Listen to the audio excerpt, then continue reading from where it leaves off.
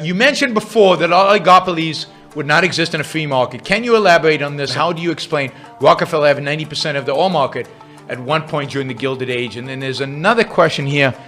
Ayn Rand did not admire Rockefeller, as she said herself. I don't remember that. So he's just zero-sum to her in spite of all his achievement, from hero to zero. Really? I don't remember Ayn Rand saying that she did not admire Rockefeller. So, I mean, I certainly admire Rockefeller. And I don't believe Rockefeller had what you're calling an oligopoly, although technically what Rockefeller had, technically based on, I think, silly economics, he had a monopoly, because 90% would define a monopoly. But I don't believe that is a monopoly. So I don't believe you define a monopoly based on the market share that you have. I think monopolies and oligopolies are defined based on whether they have government protection or not. As long as they don't have government protection, there's always competition. Always competition. So, for example, we learn in economic textbooks that if you have a 90% share of a market, then you're a monopolist, and therefore what you do is you raise prices on lower quality because you have no competition. So what the hell, you raise prices above your marginal cost. You raise them as high as you can, so that up to the point where you don't lose enough customers, so you're maximizing your profit in that way. And Rockefeller didn't do that. And you can go back and look at the evidence. There's plenty of evidence, and I highly, highly recommend. There's an essay that Alex Epstein wrote on Rockefeller. Just put Alex Epstein and John D. Rockefeller into Google search and you'll find it. But also, I would recommend The Myth of the Robber Barons. The Myth of the Robber Barons, which is a book by Robert, I'm not sure if it's Robert, it's Folsom, by Folsom, who describes what happened. And if you look at the numbers, Rockefeller decreased prices every single year and increased quality every single year, while he had 90+% of the oil refining capacity in the United States. So he was, they tell us, a monopolist. It didn't behave like a monopolist. In my view, he wasn't a monopolist. He was in competition. It's just the competition was unseen, because the competition was the potential of somebody to outmaneuver him, to lower prices below his, to create a product better than his. And that was in the 1870s. And at the time in the 1870s, he was producing oil primarily Burton Folsom, B-U-R-T-O-N, Folsom, F-O-L-S-O-M. That is, I recommend all his books. Myth of the Robber Baron is the best, but they're all excellent. Everything he wrote is worth reading if you're interested in economic history. Anyway, why did he do it? Because he knew there was competition. And who competed him out of what he was producing? Well, if you look at the 1870s, and Rockefeller's producing this oil, he's refining oil, and he's refining oil into what? Into kerosene. And what's the kerosene being used for? Lighting. And who competed him out of the business of lighting? Thomas Edison. Electricity. Now, what bureaucrat, what judge in a court, what jury in a court would have predicted that? Would have predicted that while he was charging what he was charging for oil, doing what he was doing, lowering prices every year, there was somebody who was going to outcompete him in a completely different industry, but outcompete him out of that business. And by the way, by the time Rockefeller's Standard Oil was broken up, I think it was the 1920s, he had gone from 90% to 25% or something in the 20s. Not because of government, not because of antitrust, not because he was broken up, because he was only broken up in the 20s, but because of competition. And he knew it. So he had to be on his toes. He had to keep fighting. He had to keep innovating. He was one of the most innovative entrepreneurs in all of human history. He should be massively admired. Now, maybe there's some reason not to admire him that has to do with his personal life. I don't know. But as a businessman, he's one of the true greats. One of the true greats. Didn't take government subsidies. Was not involved in trying to, in cronyism. And He was one of the giants. So what if he had 90%?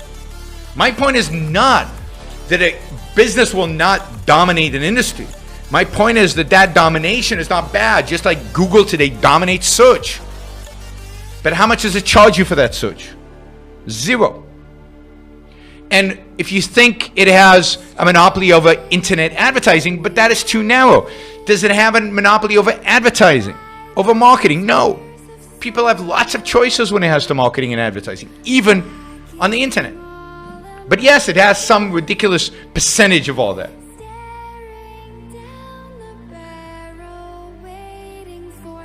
So, I mean, Liberal Deutsch, you'll have to give me a reference for where Ayn Rand says she didn't like Rockefeller.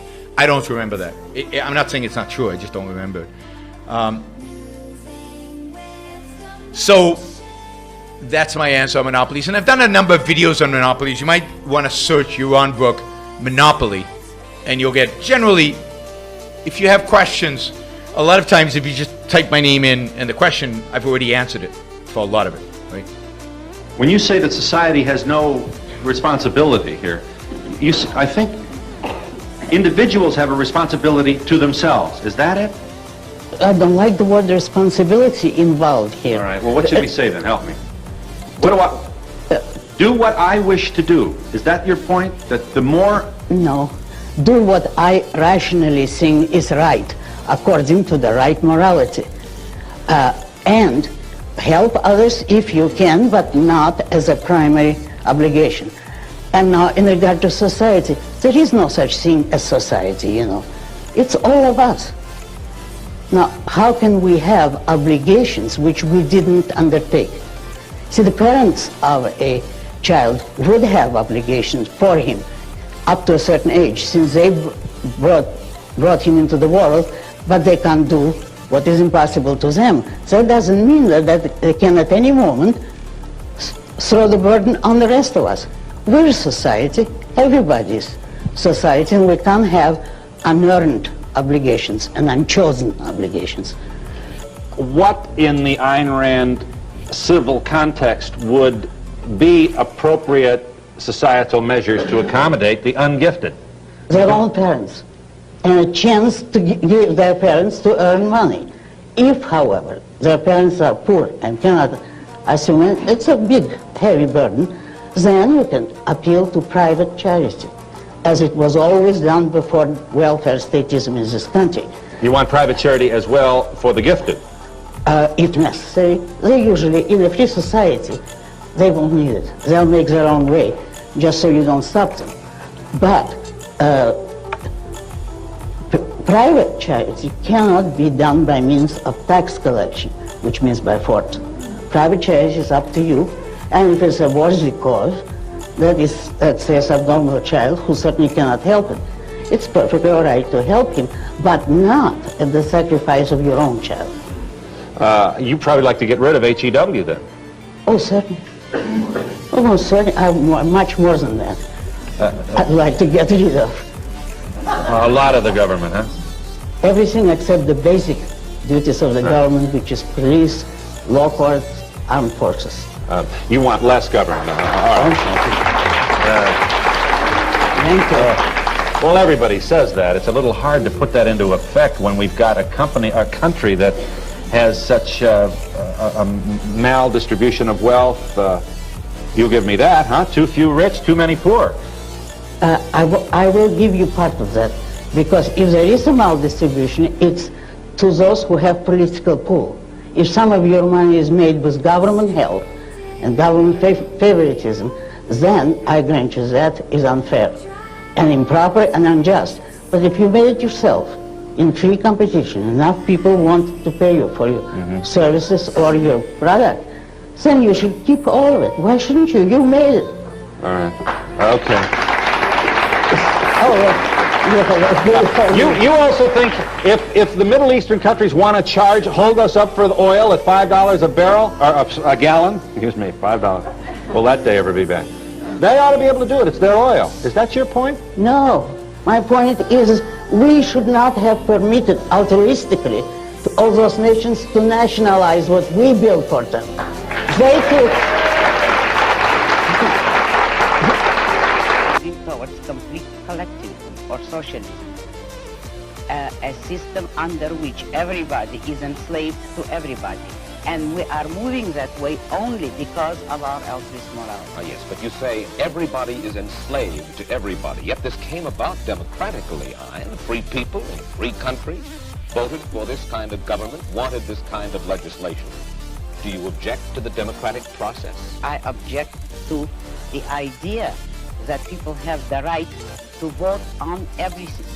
The traditional American system was a system based on the idea that majority will prevailed only in public or political affairs, and that it was limited by inalienable individual rights. Therefore, I do not believe that a majority can vote a man's life or property or freedom away from him. Therefore, I do not believe that if a majority votes on any issue, that this makes the issue right. It doesn't. All right, then how do we arrive at action? How should we arrive at action? By voluntary consent, voluntary cooperation of free men, unforced issues. The powers of government are strictly limited. They will have no right to initiate force or compulsion against any citizen, except a criminal. Those who have initiated force will be punished by force, and that is the only proper function of government. What we would not permit is the government to initiate force against people who have hurt no one, who have not forced anyone. We would not give the government or the majority or any minority the right to take the life or the property of others. That was the original American system. When you say take the property of others, I imagine that you're talking now about taxes. Yes, I am. And you believe that there should be no right by the government to tax.